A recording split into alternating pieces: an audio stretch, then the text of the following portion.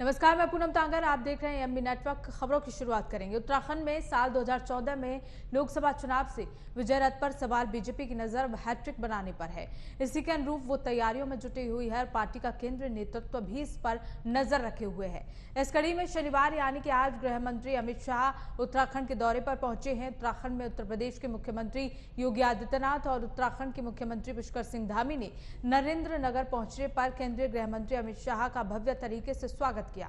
नरेंद्र नगर के टिहरी गढ़वाल में केंद्रीय गृह मंत्री अमित शाह ने उत्तर प्रदेश के मुख्यमंत्री योगी आदित्यनाथ और उत्तराखंड के मुख्यमंत्री पुष्कर सिंह धामी के साथ केंद्रीय क्षेत्रीय परिषद की 24वीं बैठक में हिस्सा लिया। तस्वीरें जहां उत्तराखंड के नरेंद्र नगर पहुंचे हैं गृह मंत्री अमित शाह, साथ ही साथ उनके साथ मुख्यमंत्री योगी आदित्यनाथ भी पहुंचे हैं। मुख्यमंत्री योगी आदित्यनाथ उत्तराखंड के 3 दिवसीय दौरे पर हैं। ऐसे में आज मुख्यमंत्री योगी आदित्यनाथ के दौरे का दूसरा दिन है। तो गृह मंत्री अमित शाह भी उत्तराखंड के दौरे पर पहुंचे हैं। उत्तराखंड पहुंचकर महत्वपूर्ण बातों पर चर्चा की गई है। सीएम योगी और सीएम धामी ने अमित शाह का जोरदार स्वागत भी किया। केंद्रीय क्षेत्रीय परिषद की 24वीं बैठक में गृह मंत्री अमित शाह ने हिस्सा लिया।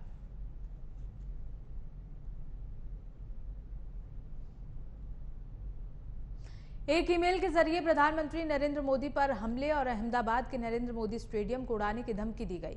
केंद्रीय एजेंसियां अलर्ट मोड पर हैं और फौरन जांच शुरू कर दी गई है। ईमेल भेजने वाले शख्स ने 500 करोड़ रुपए के अलावा जेल में बंद गैंगस्टर लॉरेंस बिश्नोई की रिहाई की भी मांग की है। सूत्रों ने बताया कि शुरुआती तकनीकी जांच के आधार पर मुंबई पुलिस को ईमेल के बारे में सूचित किया गया है और ईमेल भेजने वाले को पकड़ने की कोशिशें जारी हैं। गुजरात पुलिस के अलावा एनआईए भी इस मामले की जांच कर रही है। एजेंसियां टेंशन में हैं क्योंकि पिछले हफ्ते आतंकवादी संगठन सिख फॉर जस्टिस ने भी इसी तरह की धमकी दी थी। पुलिस ये पता लगाने की कोशिश कर रही है कि क्या इस मेल के पीछे भी एसएफजे का हाथ है।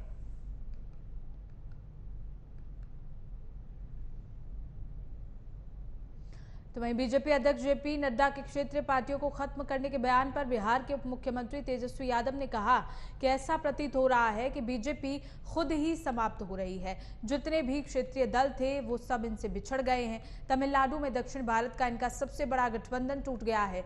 इन्हें छोड़ दिया गया। इनके साथ कौन है? ना देश की जनता है, ना क्षेत्रीय दल है और ना और कोई। अभी फिलहाल में ही अगर देख ले तमिलनाडु में जो दक्षिण भारत में उन्होंने इस बात को जब पटना आए थे तो उन्होंने हुंकार भरिया कि क्षेत्रीय पार्टियों को हम समाप्त कर देंगे। अब ऐसा तो लग रहा है वो खुद ही समाप्त हो रहा है। जितने क्षेत्रीय दल थे वो तो सब इनसे बिछड़ गए, कोई इनके साथ टिका का। आपका नाम अभी फिलहाल में ही अगर देख ले तमिलनाडु में जो दक्षिण भारत में जो सबसे बड़ा इनका अलायंस था वो तो बिछड़ गया, इनसे छोड़ दिया। तो कोई इनके साथ है कौन? ना देश की जनता है, ना क्षेत्रीय दल है, ना कोई है। और क्षेत्रीय दल स्टेट है तभी ना सेंटर है भाई। जब स्टेट नहीं रहेगा तो सेंटर किस बात का? अच्छा, बिहार में बीजेपी से ग्रेड लड़ी है जो आप लोगों ने कहा। खबरों में आगे बढ़ेंगे। शिवसेना सांसद संजय राउत ने राम मंदिर पर बड़ा बयान दिया है और साथ ही बीजेपी सरकार को राम के मुद्दे पर घेरा। उन्होंने कहा कि राम मंदिर बनाने से कोई राम नहीं बनता। अयोध्या में राम का मंदिर जनता बना रही है। बीजेपी के कामों की जो दशा और दिशा है वो रावण लीला की तरफ जाती है। रावण जिस प्रकार से अपने राज्य में लोगों पर अत्याचार कर रहा था, आज वही अत्याचार सरकार महाराष्ट्र और दिल्ली में कर रही है। तो वहीं रावण कौन है ये सबको पता है। राहुल गांधी सत्ता में नहीं है, जब हमारी सरकार आ जाएगी तब राम राज्य बनेगा।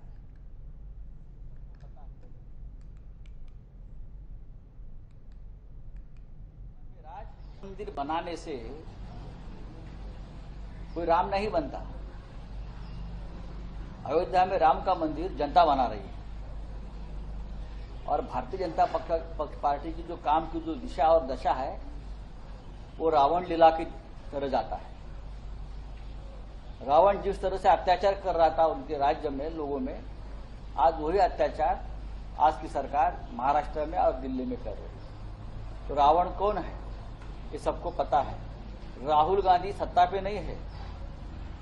हाँ, लंका पे राज जिसका है ना वो रावण। यहाँ हमारी सत्ता नहीं है, ना महाराष्ट्र में है ना दिल्ली में है। हमारी सत्ता आ जाएगी तब राम राज्य बनेगा। चलिए।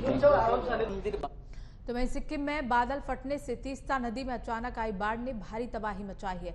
हादसे के 3 दिन बाद निचले इलाकों में लगातार शव मिल रहे हैं। तो वहीं सिक्किम के मुख्यमंत्री प्रेम सिंह तमांग ने मंगन जिले के बाढ़ प्रभावित क्षेत्रों और राहत शिविर का दौरा किया।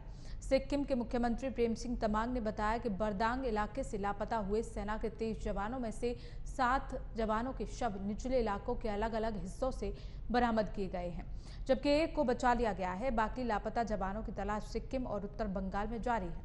मुख्यमंत्री तमांग ने कहा कि अचानक आई बाढ़ से राज्य को हजारों करोड़ रुपए का नुकसान हुआ है। हालांकि सटीक ब्यौरा एक समिति बनाए जाने और उसका विश्लेषण पूरा होने के बाद पता चलेगा। पीएस तमांग ने शुक्रवार को पांगयोंग जिले के रंगपो शहर में बाढ़ प्रभावित इलाकों का दौरा किया और राहत शिविरों में रह रहे विस्थापित लोगों को हर संभव सहायता देने का आश्वासन भी दिया। उन्होंने कहा कि राज्य सरकार की पहली प्राथमिकता फंसे हुए लोगों को बचाना और उन्हें तत्काल राहत प्रदान करना है। सिक्किम के मुख्यमंत्री प्रेम सिंह तमांग ने मंगन जिले के बाढ़ प्रभावित क्षेत्रों और राहत शिविर का दौरा किया और साथ ही साथ वहां जो लोग रह रहे हैं राहत शिविरों में उन्हें हर संभव मदद देने का आश्वासन भी दिया। तो वहीं कांग्रेस प्रदेशाध्यक्ष गोविंद सिंह डोटासरा ने पार्टी के कार्यक्रमों में न आने वाले विधायकों को जमकर खरी खोटी सुनाई। राहुल गांधी को बीजेपी के रावण वाले बताने वाले पोस्टर के खिलाफ विरोध प्रदर्शन में कांग्रेस के गिने चुने विधायक ही पहुंचे थे। इससे नाराज डोटासरा ने विधायकों पर जमकर सवाल उठाते हुए टिकट काटने तक की चेतावनी दे दी। प्रदेश में कांग्रेस मुख्यालय में शुक्रवार को डोटासरा ने कहा कि 2023 में कांग्रेस जीतेगी, किसी को शक नहीं होना चाहिए, लेकिन 2023 में कांग्रेस की टिकट पर उम्मीदवार वही होगा जो पार्टी के लिए अपने आप को समर्पित करेगा। वो उम्मीदवार नहीं होगा जो 11 बजे उठता है और ये कहेगा कि भाई साहब पता नहीं था आज क्या कार्यक्रम था। ऐसे नेता अपना बिजनेस करें, अपना घर संभालें। कांग्रेस पार्टी को जरूरत नहीं है, हमें हर बात के लिए तैयार रहना पड़ेगा।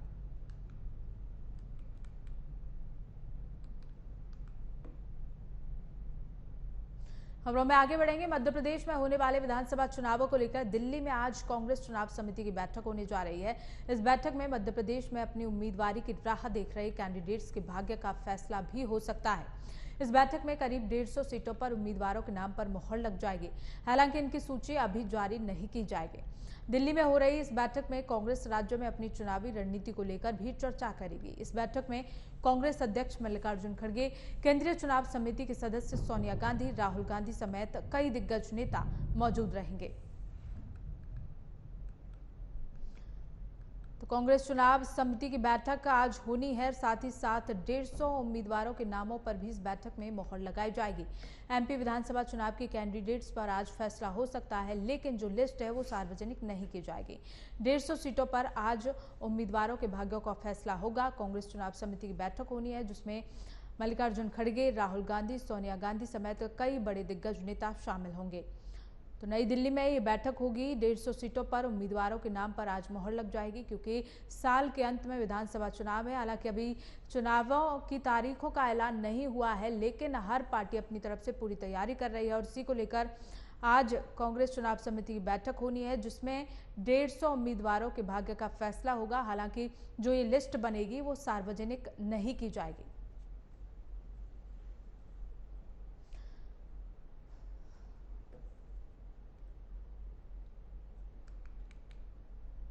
इसी बीच एक बड़ी जानकारी का रुख कर लेते हैं। झांसी में गरजुआ बाबा का बुलडोजर, नगर निगम की टीम ने की बड़ी कार्यवाही। अवैध कब्जाधारियों के खिलाफ बोला बाबा का बुलडोजर। कब्जे को लेकर निर्माण ध्वस्तीकरण की कार्यवाही जारी है। तो नगर निगम की टीम ने बड़ी कार्यवाही की है। अवैध कब्जाधारियों के खिलाफ बाबा का बुलडोजर का एक्शन, कब्जे को लेकर निर्माण ध्वस्तीकरण की कार्यवाही। तस्वीरों में देखिए किस तरह से झांसी में बाबा का बुलडोजर एक्शन में नजर आ रहा है। नगर निगम की टीम पहुंची और साथ ही साथ बड़ी कार्रवाई करते हुए नजर आई। अवैध कब्जाधारियों के खिलाफ बाबा का बुलडोजर, गरजा कब्जे को लेकर निर्माण ध्वस्तीकरण की कार्यवाही जारी है। तस्वीर जहां बाबा का बुलडोजर पहुंचा, लगातार झांसी में अवैध निर्माणों को बुलडोजर ने ढाया। नगर निगम की टीम बड़ी कार्रवाई करती हुई नजर आई। अवैध कब्जाधारियों के खिलाफ बाबा का बुलडोजर चला। जिन्होंने भी यहाँ अवैध कब्जे कर रखे थे उन पर बाबा का बुलडोजर गरजा। ये तस्वीरें उत्तर प्रदेश की झांसी की, जहां बाबा का बुलडोजर बड़े एक्शन में नजर आया।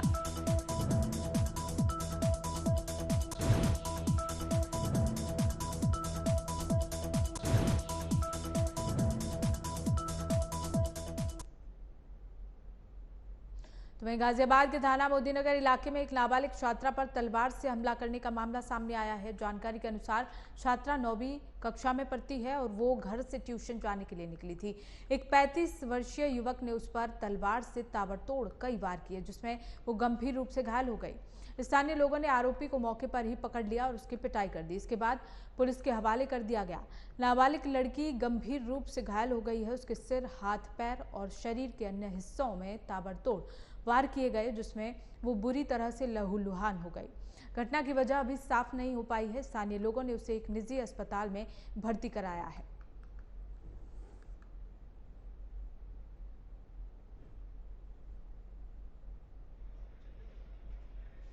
जी मैं तो काम पे था, मुझे कोई पता नहीं। एक शौकीन है नवाब का, उसने तलवारबाजी करी है जी लड़की के साथ में जी। ट्यूशन जा रही थी लड़की, पीछे से वार कराया तलवार।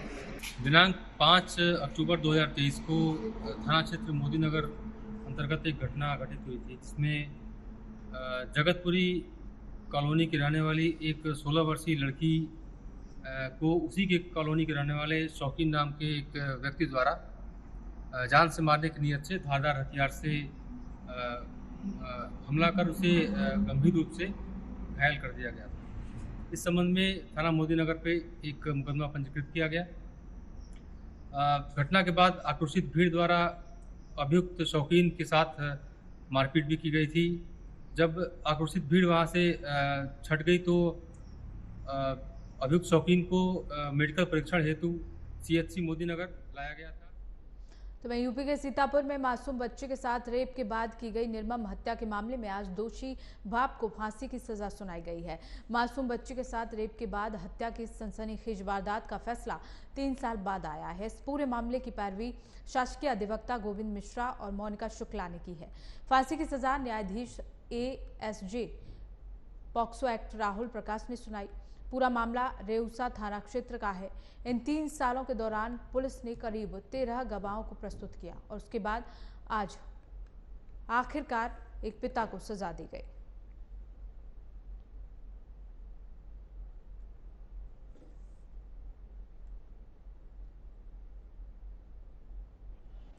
ये मामला है 1 फरवरी सन 2020 का। दोपहर के वक्त घर में पिता और पुत्री अकेले थे। इस पिता ने अपनी 8 वर्ष की नाबालिग पुत्री का रेप करके उसकी हत्या कर दी और उसको शव को अपने घर के गड्ढे में ही छुपा दिया। 3 साल हम लोगों ने पैरवी किया। मेरे से पहले मोनिका दीक्षित जी ने इसकी गवाही कराई, 2-3 गवाह उन्होंने कराए। उसके बाद में लगातार ये मेरी कोर्ट में रहा और सारे गवाह मेरे द्वारा कराए गए। आज क्या फैसला आया? आज फैसला आया है दफा 302 में इसको मृत्युदंड दिया गया है।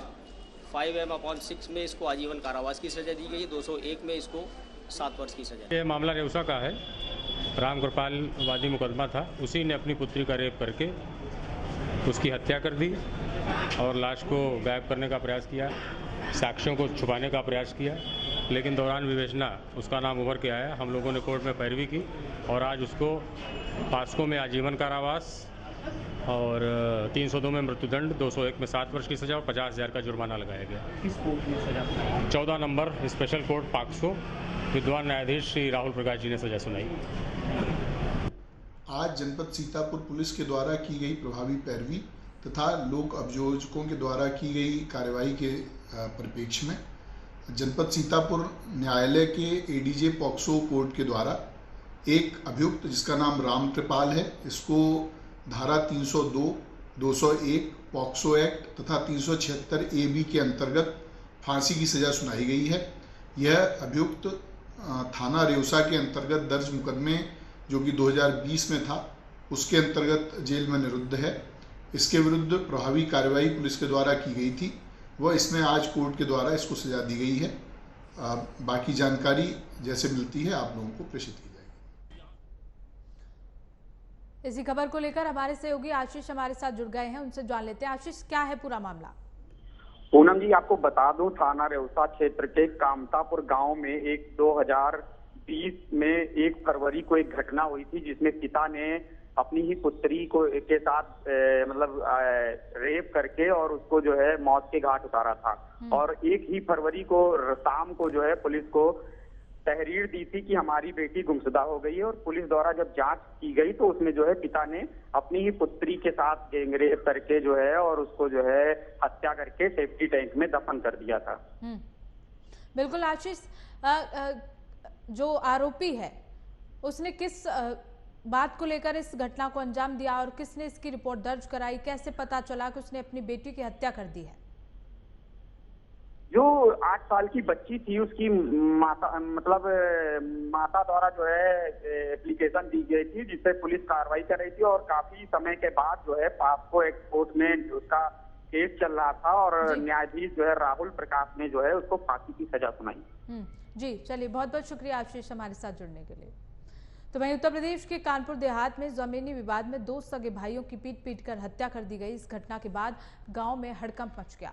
सूचना मिलते ही मौके पर पहुंची पुलिस ने शवों को कब्जे में लिया और पोस्टमार्टम के लिए भेजा। मामले की जांच शुरू कर दी है। पुलिस फरार आरोपियों की तलाश में जुटी हुई है। ये मामला गजनेर थाना क्षेत्र के शहजापुर निनाया गांव का है, जहां गुरुवार रात करीब 11 बजे गांव में 2 पक्षों में जमीनी विवाद के चलते 2 भाइयों की पीट कर हत्या कर दी गई। इसके अलावा एक महिला और नाबालिग भी गंभीर रूप से घायल हुए हैं, जिन्हें इलाज के लिए अस्पताल में भर्ती कराया गया है। एएसपी बीबीजीएस मूर्ति, एएसपी राजेश कुमार पांडे, सीओ सदर अरुण कुमार सिंह शुक्रवार सुबह मौके पर पहुंचे और इस घटना को लेकर जांच शुरू कर दी है।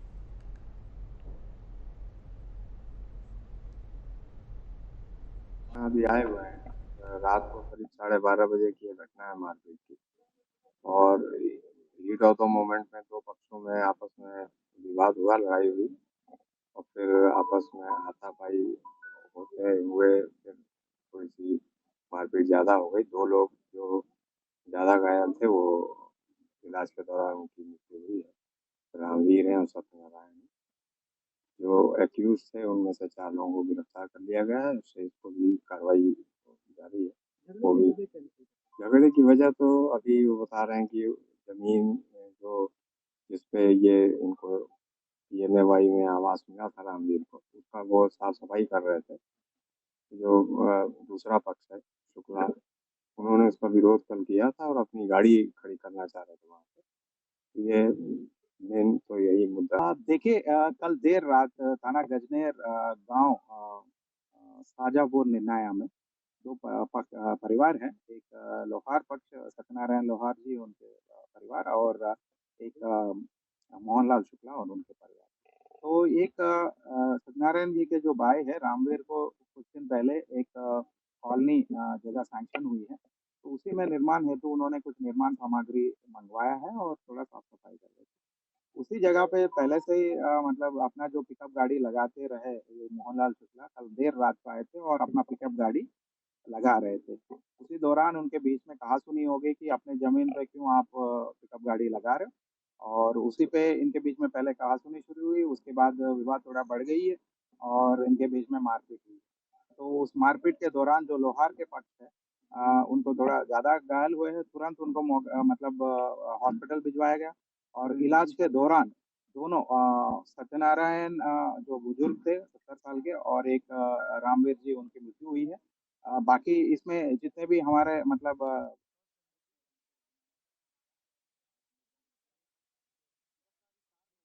क्या कुछ अपडेट सामने आया है? बिल्कुल गौरव, इस खबर को लेकर क्या कुछ अपडेट सामने आया है? पूनम, पूरा मामला जो है गजनेर थाना क्षेत्र के शाहजहांपुर निनाया गांव का है, जहां पर 17 विस्वे जमीन जो थी उसे गांव के ही बुजुर्गों ने जो है मौखिक रूप से कई लोगों को बिक्री की थी, जिस पर अन्य परिवारों के मकान बने हुए थे। जो मृतक परिवार है, इसकी जो जगह थी वो शेष बची हुई थी, उसे सरकारी आवास का लाभ मिला था, जिसके निर्माण के लिए उन्होंने ईंट, मोरम, सीमेंट की सामग्री मंगा रखी थी। लेकिन इस बीच जब मौखिक रूप से जगह की बिक्री की गई थी, जो आरोपी पक्ष है उसका ये मानना था कि जब तक रजिस्ट्री नहीं हुई तो इस पर वो पुनः कब्जा कर सकते हैं, और यही वजह रही विवाद की। इसकी शिकायत जो है डीएम को और एसपी को पहले ही की जा चुकी थी, लेकिन पुलिस और प्रशासन ने किसी तरह की कोई गंभीरता नहीं दिखाई, जिसकी वजह यह निकल कर सामने आई कि दबंग हावी हो गए और उन्होंने लॉ एंड ऑर्डर को भी नहीं माना, और उन्होंने इस कदर मारपीट शुरू कर दी कि एक ही परिवार के 6 लोग गंभीर रूप से घायल हुए, जिनमें 2 की मौत हो गई। अन्य 4 अभी भी कानपुर के आइलैंड अस्पताल में भर्ती और जिंदगी मौत से जूझ रहे। हालांकि इस पूरी घटना के बाद जब आईजी एडीजी मौके पर पहुंचे और मामला इस कदर बढ़ा कि लगातार सियासत भी गर्मा गई। समाजवादी पार्टी के प्रमुख सुप्रीमो जो है समाजवादी पार्टी अखिलेश यादव, उन्होंने तमाम ट्वीट किए, इस तरीके से आरोप लगाए। इसके बाद जिलाधिकारी ने लेखपाल को निलंबित किया, कानूनगो पर जो है विभागीय कार्रवाई के निर्देश दिए। तो वहीं पुलिस अधीक्षक ने भी जो है अपनी पुलिस टीम पर कार्रवाई की, 8 पुलिसकर्मियों को निलंबित कर दिया। लेकिन तमाम सवाल ये खड़े होते हैं कि जो इस मामले में संलिप्त थे उन पर कार्रवाई करने की बजाय अगर सतर्कता बरती गई होती तो शायद ये जमीन का मामला सॉल्व हो जाता और इन जो 2 लोग जिनकी मौत हो चुकी, इनकी मौत भी ना हुई होती और जो घायल आज जिंदगी मौत से जूझ रहे हैं वो भी सुरक्षित होते। सवाल यही खड़ा होता है कि जिस तरीके से पहले भी इससे लेकर शिकायत की गई थी, अब इससे लेकर पुलिस प्रशासन का क्या कहना है? देखिए, बिल्कुल साफ है कि जिस तरीके से घटना हो गई तो इस पूरे मामले को जो है कहीं ना कहीं कंट्रोल किया जा सके, इसको लेकर के जो है जिले के एसपी है बीवीजीतेश मूर्ति, उन्होंने गजनेर थाना प्रभारी, चौकी प्रभारी जो पामा चौकी पड़ती है इस क्षेत्र में, पामा चौकी प्रभारी सहित कुल मिलाकर 8 जो पुलिसकर्मी उनको निलंबित कर दिया है और उनकी जगह दूसरे पुलिसकर्मियों को तैनात कर दिया गया है। लेकिन सवाल वही है कि जिस तरीके से देवरिया में पूरा नरसंहार हुआ, उसके बाद उत्तर प्रदेश के मुख्यमंत्री लगातार सख्त थे और उन्होंने हिदायत दी थी कि जमीनी विवाद जो आप जब भी निकल करके सामने आए तो उसे गंभीरता से जिले के अधिकारी पूरे मामले का निस्तारण कराए। लेकिन लगातार जो है लापरवाही देखने को मिलती है, लगातार जो है उनकी संवेदनहीनता देखने को मिलती है, जिसके चलते तमाम गरीब लोगों को अपनी जान देनी पड़ती है और इस तरीके के हत्याकांड निकल कर सामने आते हैं। जी बहुत बहुत शुक्रिया गौरव हमारे साथ जुड़ने के लिए, तमाम जानकारी देने के लिए। खबरों में आगे बढ़ेंगे। हमीरपुर जिले में हत्या के मामले में दोष सिद्ध होने पर जिला जेल में उम्र कैद की सजा काट रहे एक बुजुर्ग कैदी की शुक्रवार देर रात अचानक हालत बिगड़ गई, जिसे जेल प्रशासन ने इलाज के लिए जिला अस्पताल में भर्ती कराया, जहां उसकी इलाज के दौरान मौत हो गई, जिसके बाद पुलिस ने शव को कब्जे में लेकर पोस्टमार्टम के लिए भेज दिया है। जेल अधीक्षक गोविंद राम वर्मा ने बताया कि कैदी लंबे समय से बीमार था, जिसका इलाज चल रहा था, जो हार्ट का पेशेंट भी था, जिसकी कल अचानक से हालत बिगड़ने पर जिला अस्पताल भेजा गया, जहां उसकी मौत हो गई। 302 के केस 12 अप्रैल 2021 से जेल में बंद था।